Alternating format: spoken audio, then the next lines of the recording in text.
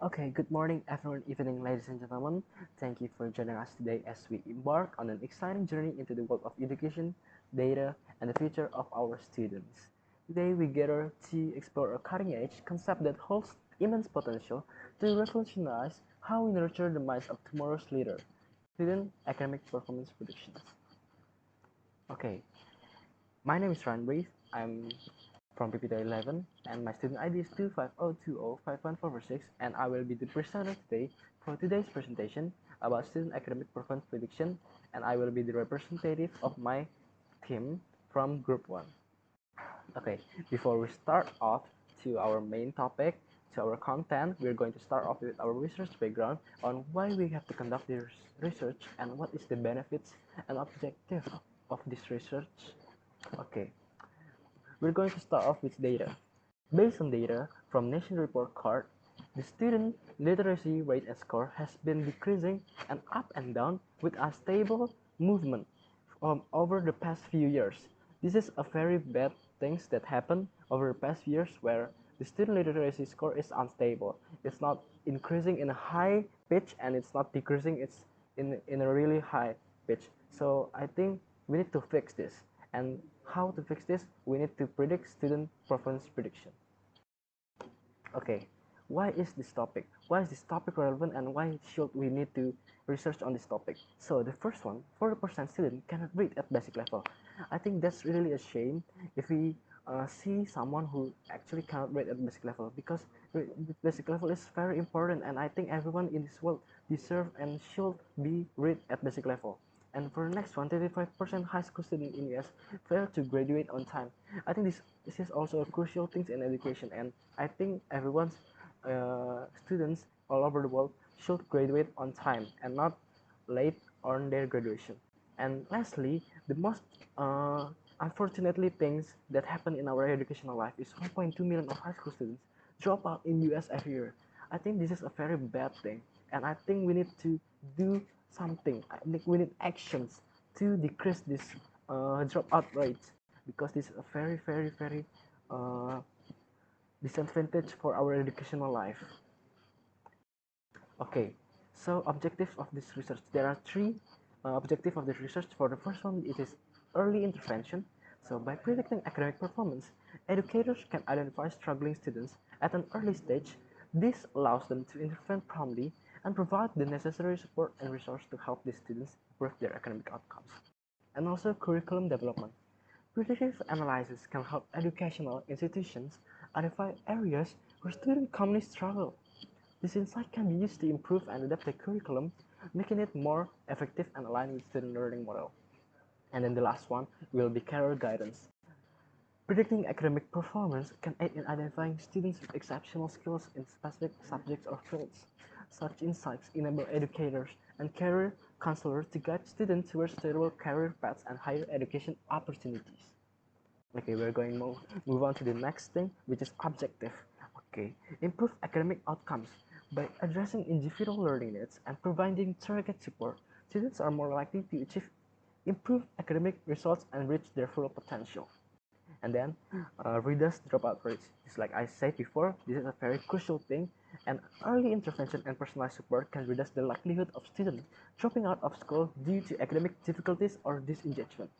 And the last one is to enhance students' motivation. When students receive personalized attention and experience academic success, they become more motivated to learn and actively participate in their education. Okay, I'm going to move on to the next session, which is literature review on what other researchers are conducting in this area in student performance prediction. Okay, these are the methods that are used by other researchers all around the world that are conducting about this research. So, based on several previous research papers, here are some methodologies, which is supervisor machine, decision tree, specifically J48, and then random forest, multi-layer perceptron, Bayesian network, and k-nearest neighbor. Not only that, we also did literature review on feature selection and approach. And based on the feature selection, there are 6 feature selection that other researchers use, such as gain ratio, correlation based, sequential forward information gain, relief, and genetic algorithm. And for the approach, there are 3 kind of approach. which is 5-level classification, 3-level classification, and 2-level classification. And based on the review that we have read on other researchers, tenfold cross-validation has the best performance among the other fold cross-validation. We're going to move on to the methodology, the methods that I will use to perform the student performance predictions. Okay, this is the research flow or flow chart on step by step on how I did this research. We're going to start with data collection, and then we move on to data processing, data transformation normalization, and then feature selection using 4 methods, and then buffer sampling using SMOTE, cross-validation using tenfolds, and then we're going to build machine learning classifier. We're going to evaluate the machine learning classifier, and then we're going to get the final models. Okay, the data collection. The data is collected on the public dataset in Kaggle, and surprisingly, this data contains no missing values, no outliers. So, based on the data that we get from the public dataset, the data categorized into 3 categories. There is low performance student, which is 26%, and then mid performance student, which is 44%, and lastly, there are 30% of high performance students. Okay, and these are the methods and steps that are we going to use on the data preprocessing, which is the data transformation, and then we are going to use normalization, we're going to use feature selection, and we're going to use oversampling with SMOTE for our data preprocessing. And we move on to our feature selection method. We already picked our best feature selection method among the other based on our literature review that we have read on other researchers. There are information gain, and then relief, gain ratio, and correlation gain.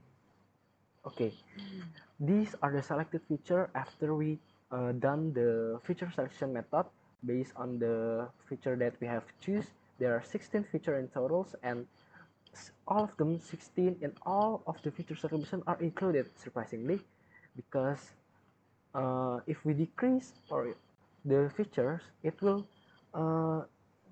damage the result and decrease the result. So it's good to know that we actually put everything feature on the feature section, and we're not going to remove any of it.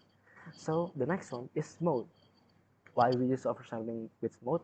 That's because if we look at data again and we look at the label class, which is the low, mid, and high, we can see that the low, mid, and high is not balanced.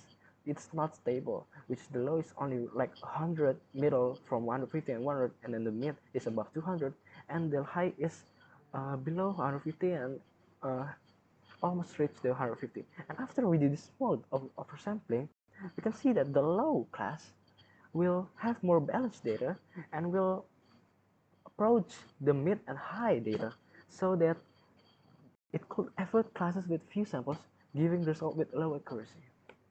And then the last one of data processing will also use cross-validation, which is evaluating model to works by forming k-trained data and test data to prevent overfitting of the trained model, and we're going to use tenfold cross-validation. Okay, we move on to the model algorithm that we're going to use, which is the first one is random forest. Everyone knows what is random forest, and these are the several reasons why I use random forest also.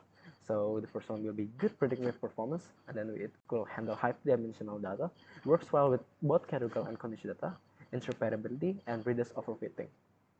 The next one is I'm going to use bagging. Bagging is an ensemble method where this method will form many models, which will then be combined to get a final predictive result. The reasons I use it is because it could handle high-dimensional data, it could increase accuracy data, and it could reduce overfitting. The third one is going to be J48 decision tree, and J48 is a variation of the decision tree. And why I use this algorithm is because it could reduce irrelevant attribute, it could increase accuracy middle, and lastly, it could suitable for real-time prediction, which is suitable for our data. And the last one will be multi-layer perceptron, which is a feed-forward neural network designed to mimic how the human brain works. And the reasons why we use these algorithm models it is because its scalability, its generalization, and its continuous learning is very suitable and good for our data. So we're going to move on to our final but not the final part, which is the classification result of our student performance predictions. So this is the table of our classification accuracy based on our model algorithm and the feature selection that we have used. And as you can see, the highest is with random forest and information gain. And same with the precision here. and same with the recall also, and also the F1 score. It concludes the rainforest and information gains. So what to conclude from this presentation and from this research method? So I can conclude that rainforest and information gain perform the best among the other classifier model with accuracy, precision, recall, and F1 score with the values of 85.34%, 85.7%, 85.30%, and 85.30% respectively. Alright, I think that's it. The end of my presentation for today's topic, which is student performance prediction. Student performance prediction. I hope you get something after this presentation, and have a good day. Thank you for listening.